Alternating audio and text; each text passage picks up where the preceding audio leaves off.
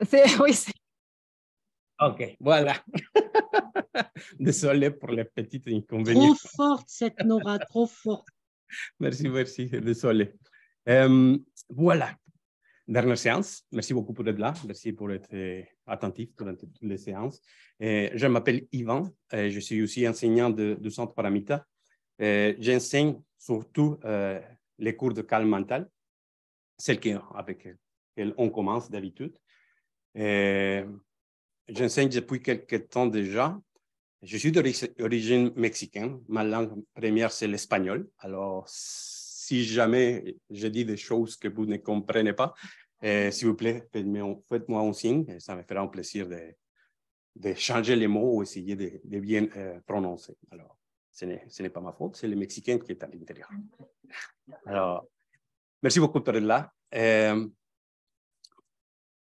Maintenant, on va commencer avec une petite séance à nouveau de méditation, mais cette fois-ci, c'est seulement d'essayer de concentrer à la respiration. Détendez-vous, on va essayer de ramener la conscience qui s'égare parce qu'on a beaucoup de pensées, beaucoup de choses, il fait chaud, on vient de manger toute la journée, c'était long aussi, alors on va essayer d'apaiser un petit peu l'esprit, un petit peu la conscience, ramener la conscience, elle va commencer à s'égarer, laissez-les partir et essayez de rester en concentration avec la respiration seulement. OK? Alors, je vous souhaite une bonne méditation. On s'en parle tantôt.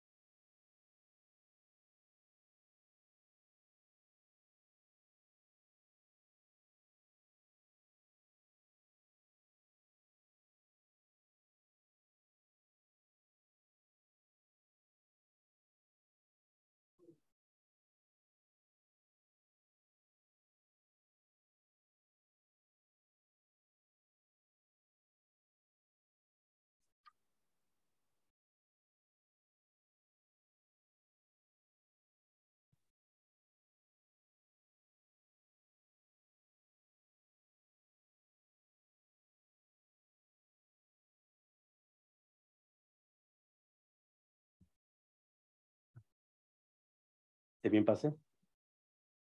Beaucoup d'idées qui viennent de ranger un petit peu. Beaucoup de choses. Les hamsters qui tournent, qui tournent, qui tournent. Ouais. Qu'est-ce qu'on cherche dans le calme mental? Qu'est-ce qu'on cherche vraiment? On cherche vraiment à rester en concentration, développer cette capacité de rester concentré. Mais pour arriver à être en concentration, arriver à rester dans mon objet de méditation, il faut avoir quelques conditions. Il faut comprendre des choses qui m'arrivent et des sensations que j'expérimente. Des fois, on ne sait pas pourquoi je ressens la colère tout à coup. Je suis vraiment heureux, je suis content, et tout à coup, paf, je commence à être fâché. Pourquoi? J'ai aucune idée. Qu'est-ce qui arrive? En arrière-plan, il y a toujours des choses qui viennent, qui ramènent la conscience.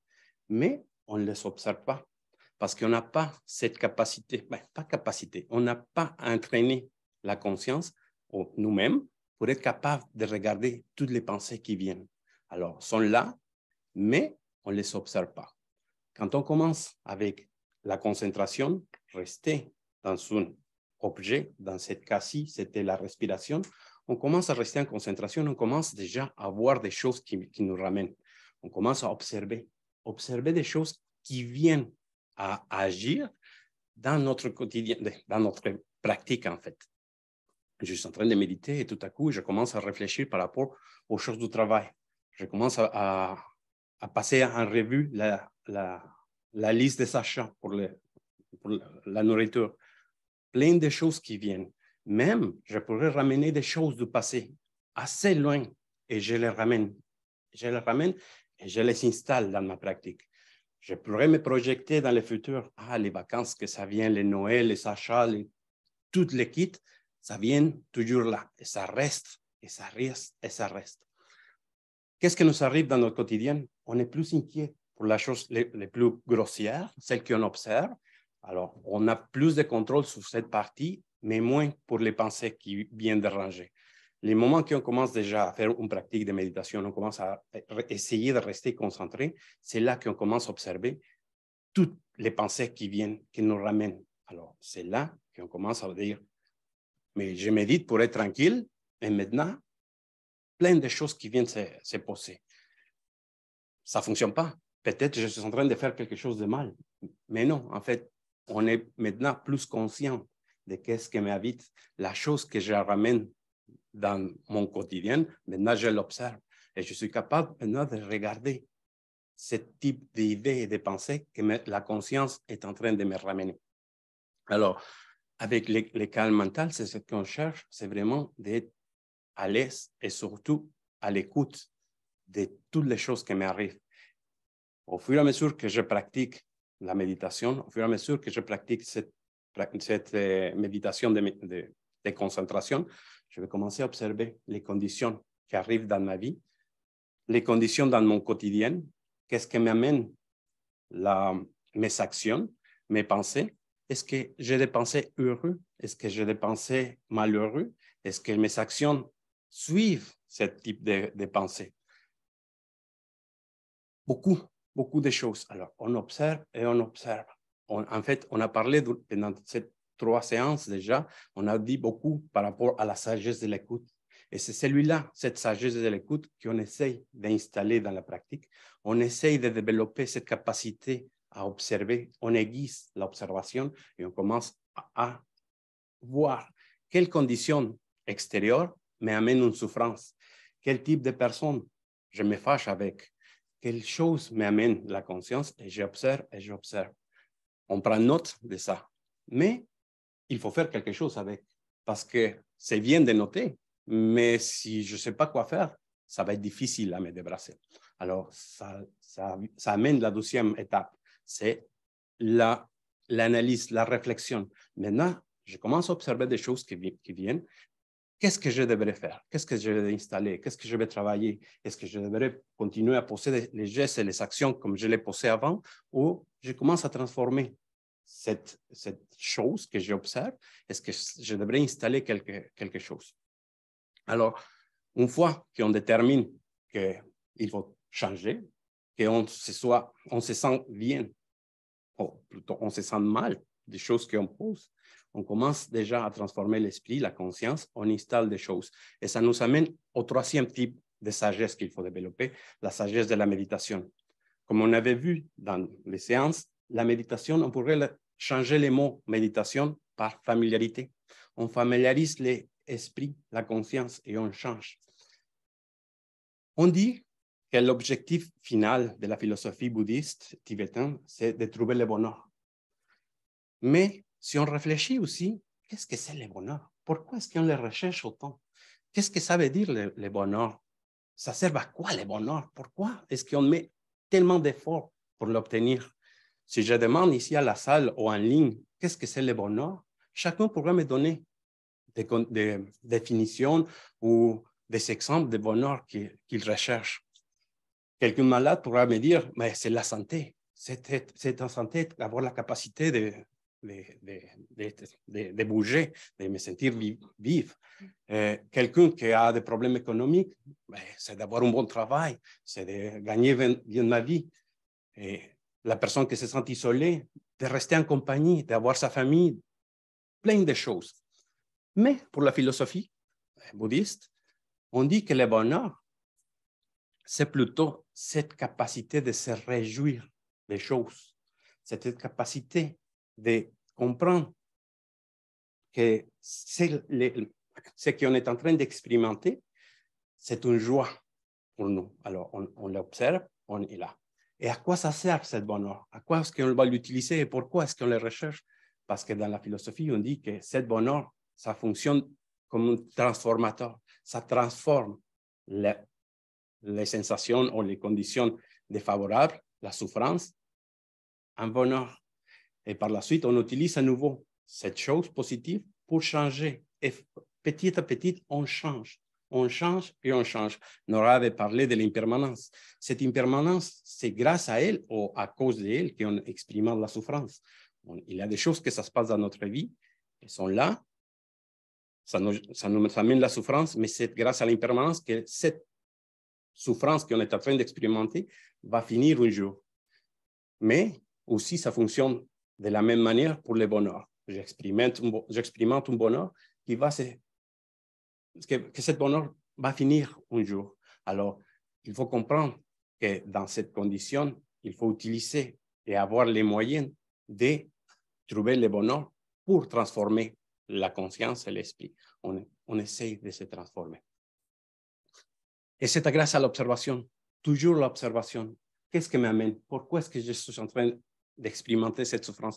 Pourquoi est-ce que je ressens cette tristesse ou cette colère? Qu'est-ce qui m'amène? C'était les conditions extérieures. Et normalement, on pense et on croit que la chose dérangeante se trouve à l'extérieur. Même si on réfléchit et on fait beaucoup de réflexions et d'observations, on va commencer à comprendre que tout vient de l'intérieur. Les choses qui m'amènent, les conditions, la pluie, sont des phénomènes qui existent et sont là, mais c'est moi qui installe cette sensation négative par rapport aux choses extérieures. Et c'est là que la souffrance commence à prendre de l'ampleur et c'est là qu'on commence à être malheureux et expérimenter des choses ou des sensations qu'on n'aime pas. Et en fait, on essaye d'éloigner et on essaye d'anéantir la souffrance. On dit, je ne veux pas souffrir, je ne veux pas. Mais en fait, la souffrance a une fonction aussi. La souffrance nous permet de trouver les choses, de changer et de transformer. Si on habiterait toujours en plein de joie, peut-être on n'aurait pas cette opportunité de transformation parce que tout va bien. Et en fait, beaucoup de personnes dans le monde ne font pas la pratique. Ils ne font pas vraiment un travail intérieur. Parce qu'ils ont les conditions ou parce qu'ils n'ont pas la possibilité de réfléchir par rapport aux choses qui arrivent. Alors, c'est pour ça que même la souffrance, ça nous permet vraiment d'ébraler l'esprit, de transformer et d'observer les choses qui viennent se poser et les choses qu'on est en train d'expérimenter et de ressentir. Et c'est grâce à la souffrance qu'on change. C'est grâce à cette souffrance. Mais des fois, on ne veut pas souffrir. Et en fait, dans la philosophie, on parle que une des causes de souffrance, plutôt, on parle de 3 types de souffrance. Et la première souffrance, c'est la souffrance au changement. Alors, on a des choses, on sait que ça ne va pas, mais on n'aime pas changer. Parce que même si c'est souffrant, on s'est habitué déjà à la manière à expérimenter et on continue à poser les mêmes gestes de la même manière, de la même façon, qui va ramener les mêmes résultats. Alors, parce qu'on a une habitude et un manque d'observation. On observe, mais on ne réfléchit pas à ce qui vient de m'arriver, aux conditions. Alors, on a parlé dans la séance précédente de cette cause-effet. Alors, la sagesse qu'on va développer, c'est l'observation de las actions et le résultat de mes actions. Et c'est comme ça qu'on commence à transformer l'esprit. Je vais vérifier c'est quoi le résultat de mon action et c'est à ce moment que je commence déjà à intégrer des choses. Dans la philosophie aussi, ça nous dit qu'on a les meilleures des capacités en tant qu'être humain de transformer. On a toute une puissance dans nous pour ce type de transformation. On a cette précieuse vie humaine, on a cette précieuse capacité de réflexion, d'observation, d'empathie vers les autres. Alors, on a vraiment une énorme puissance. Mais cette puissance intérieure, il faut la développer. Pour l'instant, elle reste avec beaucoup de voiles, on parle ignorance par rapport aux choses. Alors, la conscience est là, mais il faut élever toute voile pour nous permettre vraiment de rayonner et expérimenter cette bonheur qu'on recherche autant. Et en disant ça, je vais faire une petite expérience avec vous. Avant. Je vais vous parler de 2 outils qu'on utilise dans cette technique de méditation, de concentration. Les 2 outils qui sont nos outils les plus importants, c'est la vigilance et l'attention. OK? Vigilance, c'est de rester toujours à l'écoute des choses qui m'arrivent, intérieures et extérieures. Alors, c'est la vigilance. L'attention, par contre, dans le contexte de la philosophie bouddhiste, l'attention, c'est plutôt relié à la mémoire, à un rappel des choses qu'on a déjà intégrées, qui va nous amener des choses. OK? Positives ou négatives. Ça va nous amener. On se souvient. On pourrait parler aussi de pleine conscience. Mais quand on parle de pleine conscience, dans le contexte de la philosophie bouddhiste tibétaine, on parle aussi de l'attention. Alors, c'est une mémoire. On a déjà intégré des choses et ça reste dans nous. OK? Maintenant, oui, on va faire la petite expérience. On n'a pas l'habitude de faire des méditations guidées. Ce n'est pas une méditation. Je vais vous donner quelques instructions et on va suivre les étapes. OK? On va faire une espèce de méditation. Je vous demande de s'asseoir avec les dos les plus droites et au confortable, en ligne aussi. Et on va commencer avec ça. Je vais vous donner quelques instructions et on va suivre au fur et à mesure. OK? OK. On commence. Bonne méditation.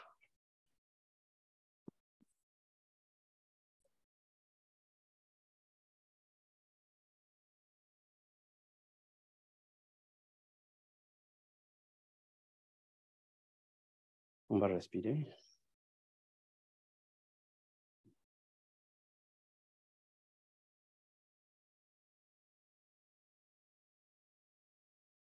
Maintenant, on va s'imaginer à la cuisine. On est déjà là.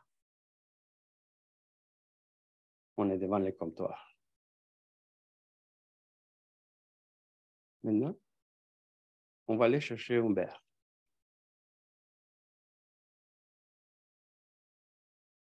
Une planche à couper et un couteau. On les pose sur le comptoir.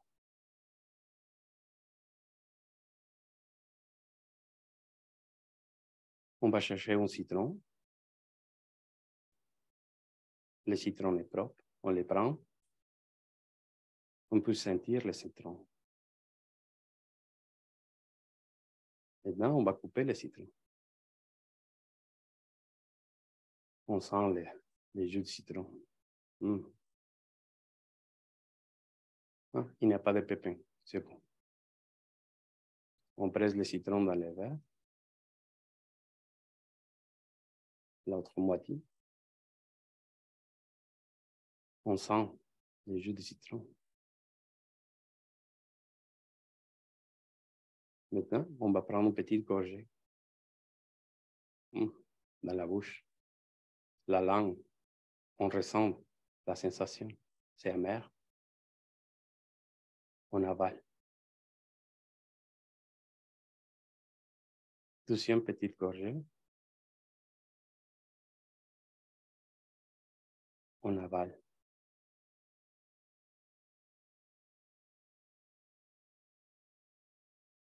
Et maintenant, on revient dans la salle. On a fini la petite expérience. Vraiment anodin, vraiment n'importe quoi. Vraiment légère. On pourrait dire, citron. Est-ce que vous avez eu une sensation dans la bouche en ligne? Est-ce que vous avez senti la salive qui se génère? Oui? Oui, OK. Avec cette petite expérience vraiment anodine, ça nous donne beaucoup d'informations, OK? La première, c'est la puissance de la conscience sur le corps. On a énorme puissance. Et cette puissance que nous avons dans la conscience, ça génère beaucoup de choses dans le physique. Si la conscience, on a des perturbations, le corps va les ressentir. Et en fait, beaucoup de stress et beaucoup de maladies sont développées à cause de ce problème que nous avons, de ces choses qui sont dedans, mais qu'on ne les observe pas. On a beaucoup de travail, on travaille à l'épuisement parce qu'on ne se regarde pas. On ne voit pas ces petits détails qui nous amènent. On reste en colère et on est vraiment là. On se souvient des choses du passé et on les ramène et on ressent à nouveau la chaleur qui monte et on se sent en colère à nouveau et on expérimente comme si la chose venait de se passer quelques minutes après. Alors, c'est la puissance énorme de la conscience sur le corps. Si on arrive à apaiser un petit peu toutes mes pensées, à être plus clair, plus neutre dans mes pensées, ça va m'aider dans mon corps aussi. Première chose. Deuxième élément, tellement important. On a eu des sensations physiques et en fait, la chose, quand je vous avais demandé aller chercher un citron, tout le monde a déjà l'expérience d'un citron. On connaît qu'est-ce que c'est un citron. On a expérimenté la sensation d'un citron. On a expérimenté son odeur. On a expérimenté les goûts. On sait de quoi s'agit-il. Si je vous aurais dit chercher un pitaya, quoi? Qu'est-ce que c'est un pitaya? Vous voyez, on ne sait pas qu'est-ce que c'est. On ne sait pas de quoi ça a l'air. On ne sait pas la saveur de la pitaya. Alors, on a expérimenté parce qu'on a ramené cette chose parce qu'on les connaissait déjà. On avait déjà une familiarité avec l'objet. Dans ce cas, c'était le citron. Quand je vous avais demandé, voyez-vous dans la cuisine? Chacun d'entre vous a amené la pensée ou l'image de la cuisine avec laquelle vous avez plus de familiarité. Pourquoi est-ce que vous savez amener cette cuisine ou cette image? Parce que vous l'avez déjà intégrée dans votre conscience et vous l'amenez comme ça. Pas besoin de se demander quelle cuisine je vais être. Est-ce que ça va être en bas dans les centres? Est-ce que ça va être dans les restos? Ça va être quelle cuisine? C'est celui-là que j'ai plus de familiarité et je l'amène tout de suite. Et je l'amène grâce à l'attention. Maintenant, grâce à cette attention, les moments que j'ai besoin de la chose, ça apparaît. Et ça apparaît comme ça. Pas besoin de réfléchir trop. Qu'est-ce que c'est une cuisine? Qu'est-ce que c'est comme ça? Quand je vous avais dit, amener une planche à couper, les moments que je vous avais dit une planche à couper, vous savez déjà qu'on allait couper quelque chose. Alors, dans votre expérience, vous savez qu'une planche à couper, c'est pour couper. Alors, je ne sais pas qu'est-ce que je vais couper, mais j'avais déjà une expérience par rapport qui va m'amener à faire une action. Alors, je m'attendais à couper quelque chose, je m'attendais peut-être déjà, même quand je vous demandais déjà de chercher une planche à couper, peut-être vous avez déjà pensé au couteau, même avant que je vous dise amener un couteau. Alors, c'est pareil, des moments qu'on expérimente des choses, les moments qu'on va commencer à faire une action, il y a beaucoup d'éléments qui se trouvent à l'extérieur, que la pensée nous ramène et qu'on commence à intégrer. Et en dépendance de l'habitude que j'ai, par exemple, si je suis une personne colérique, dans les conditions, je vais amener la colère en première, je vais amener des éléments qui vont m'aider à m'en sortir d'une condition que je suis en train d'expérimenter par familiarité. Et c'est à cause de cette familiarité que je ramène une perturbation. Et quand j'utilise la perturbation comme guide, comme conseillère, mes actions vont suivre. Si je ramène la colère et je me laisse guider par la colère, peut-être ça va m'amener aussi la violence. Peut-être ça va m'amener des autres choses, l'agressivité. Peut-être je vais passer à l'acte et frapper quelqu'un. Parce que c'est la manière que je me suis habitué le plus. Alors, et le problème ici, c'est que tout ça, ça vient à une vitesse énorme. Et si on pense les contrôler, ça ne va pas marcher parce que c'est vraiment fort, fort, fort, fort. Alors, on utilise la pratique pour transformer la colère en quelque chose de positif. L'amour, la compassion, la bienveillance. À la place que la colère vienne en première, on essaye d'intégrer pour que l'amour et la patience viennent en première. Alors, on fait appel à des choses, on essaye de transformer cette perturbation pour quelque chose de positif. Et c'est là que tout ça se passe. Mais pour arriver à ce point, il faut observer. Il faut être capable de regarder quels sont mes principes, les problèmes ou les perturbations sur lesquelles je me suis habitué le plus. Alors, c'est à ce moment qu'à nouveau, on revient au calme mental. Le calme mental va nous permettre d'observer plus clairement, de prendre soin des choses qui viennent de se passer et on observe beaucoup et on se donne la permission de se tromper parce que la manière qu'on pose des actions, au début, c'est vraiment sans réflexion. On fait les choses parce qu'on a déjà l'habitude, on a déjà installé des choses et on répond en conséquence. On agit d'une manière déjà préétablie parce que c'est la manière qu'on s'était familiarisé déjà depuis longtemps. Alors maintenant, on observe et on commence à vérifier, à transformer et essayer de changer les patterns du passé et les transformer pour quelque chose de positif qui ne va pas m'amener la souffrance. Parce que si je me laisse continuer à me laisser guider par une perturbation, ça va être difficile à faire de bonnes choses, à ne pas ramener la souffrance. Et en fait, comme on avait vu, on cherche le bonheur, mais on met beaucoup d'efforts pour avoir des conditions contraires au bonheur. Alors, parce qu'à nouveau, on revient à la familiarité. Et il faut transformer cette familiarité pour nous amener. Dans les centres, on vise beaucoup sur la formation et sur l'éducation parce que, en fait, c'est à partir de ça qu'on commence à observer les choses et de la manière comme on agit. Mais bien sûr, c'est un travail intérieur. C'est toujours intérieur et c'est un travail d'intégration. Et comme on avait vu, méditation, ça veut dire familiarité. On se familiarise et on expérimente des choses. Les moments qu'il va falloir que la patience sorte, c'est là qu'on commence à voir les résultats et on dit, ah, voilà, avant, dans mes observations, avec cette condition qui était là, de cette manière, j'étais en colère. Mais maintenant, j'agis avec patience. Et on commence à ressentir bien parce que ça commence à marcher. Mais ça prend du temps, surtout beaucoup d'observations à nouveau. Et c'est là que la calme mentale s'installe et c'est le moment que la calme mentale, ça nous permet vraiment de rester d'une manière neutre par rapport aux choses qui nous arrivent. Parce que des fois aussi, on commence à observer et on observe les gestes qu'on pose et on dit, ah, je suis méchant. Oh, pourquoi est-ce que j'ai fait comme ça? Oh, je n'aurais pas dû. Je l'aurais dit de cette manière. Alors, et on commence à avoir la culpabilité, on commence à se sentir mal. Mais en fait, il faut regarder ça avec beaucoup de neutralité. C'est comme ça que je réagis. La prochaine fois, je vais essayer de changer. Et je vais essayer de changer. Et je vais essayer de changer. Et comme je vous dis, c'est un essai-erreur. Au fur et à mesure qu'on pratique, au fur et à mesure qu'on continue à observer, on commence à développer des choses, on commence à intégrer des choses.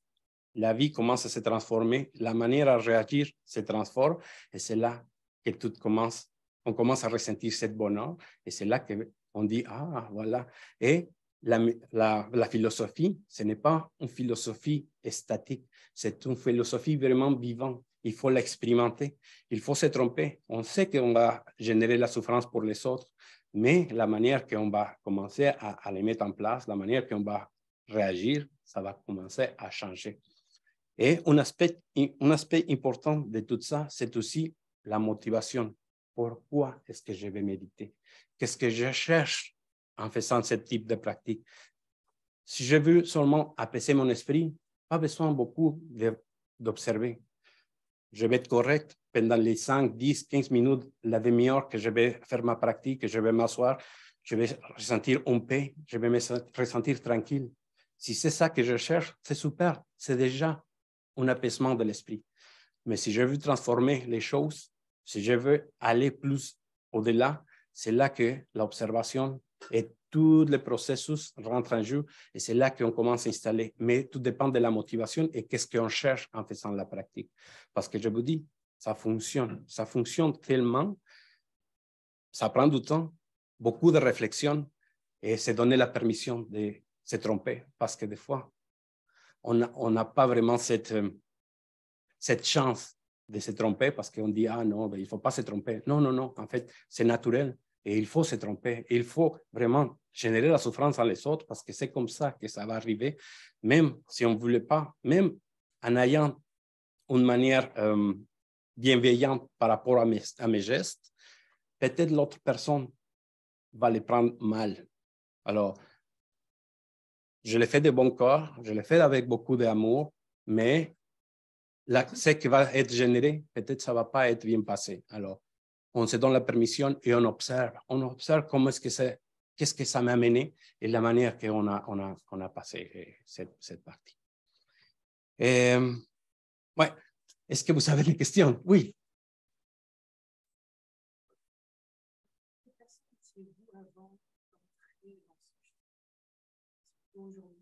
Ah, OK. La question est, je ne sais pas si vous avez entendu en ligne. Non? OK. La question, c'était quel type de personne j'étais avant de commencer la méditation et maintenant, qu'est-ce que je vois en moi, expérience personnelle. Pour moi, le plus problématique, c'était la colère. J'étais vraiment colérique. Et j'étais des mèches courtes. Alors, les choses qui passaient, et je disais des choses terribles. C'était beaucoup de force.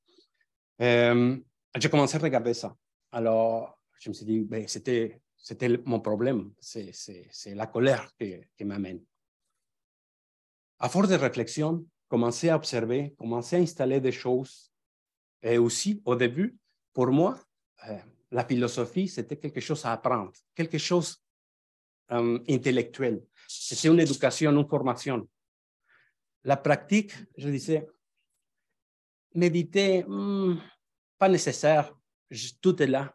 Je sais quoi faire, j'ai confiance dans la philosophie, je sais comment ça marche. Alors, pratique, pas nécessaire de pratiquer. Mais en observant les gestes et en observant la chose qui s'est passée, je n'étais pas assez rapide. En fait, la colère, c'était un éclair. Et je tombais toujours dans le piège et j'étais toujours mal. Jusqu'à le moment que je me suis rendu compte que mon problème, c'était aussi cet ego qui disait, ah, ben, c'est l'intellectuel, pas la pratique. Le moment que j'ai commencé à pratiquer et j'ai commencé à mettre les choses en place, la colère commence à descendre. L'observation commence à s'incrémenter, j'ai commencé à regarder plus mes actions et je me suis aperçu que mon problème, mon vrai problème, c'était la réjouissance. Je pratiquais pas la réjouissance. Rien n'était assez pour moi. J'ai une maison, c'est petit. J'ai une voiture, assez vieille. J'ai ça, ah, c'est là, ça pourrait être mieux. Alors, je ne pratiquais pas la réjouissance. Quand je me suis aperçu de ça, et en fait, en suivant nos cours aussi, Jason avait dit la colère naît à partir d'un désir non comblé. Alors, c'est à ce moment qu'avec l'observation, ah, mais oui. Et c'était comme un éclair dans les noirceurs. J'ai dit, oui, c'est ça. Rien n'est assez pour moi. J'ai commencé à pratiquer. Je continue à pratiquer la patience pour ne pas tomber dans la colère, mais c'était la réjouissance qui faisait que je tombais dans la colère. En travaillant avec la réjouissance, en me réjouissant de mes conditions, la colère commençait à diminuer. Alors, la chose que je voyais, c'était l'effet de la cause principale, que c'était la réjouissance. Alors, maintenant, je peux vous dire, pas de colère, ou presque pas. Et les moments que je ressens la colère, je l'observe avant que ça m'arrive. Alors, je suis capable, pas de contrôler, mais de maîtriser un petit peu. Mais je continue à travailler parce que même si on a déjà trouvé la chose, si la condition extérieure ou si les conditions se présentent, la colère va renaître. Ça va se manifester parce que je n'ai pas encore nettoyé assez ou effacé vraiment la colère dans moi. C'est avec la méditation analytique que je commence à nettoyer, à élever la racine de la colère, mais ça reste encore là. Alors, il faut savoir aussi qu'on ne commence pas à ressentir la colère, mais la colère est encore là. Et le moment que les conditions se présentent, la colère va renaître et va réapparaître. Et un épisode de colère pourra se ramener. Et il faut être conscient aussi que ça pourrait revenir et pas se sentir je manquais ou je ne fais pas bien. Mais non, c'est naturel. C'est une chose que ça nous ramène. Oui, ça influe. Oui. OK.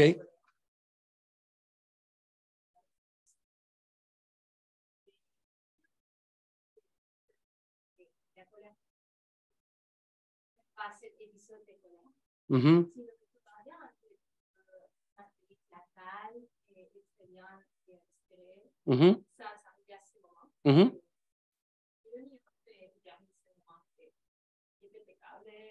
Ouais.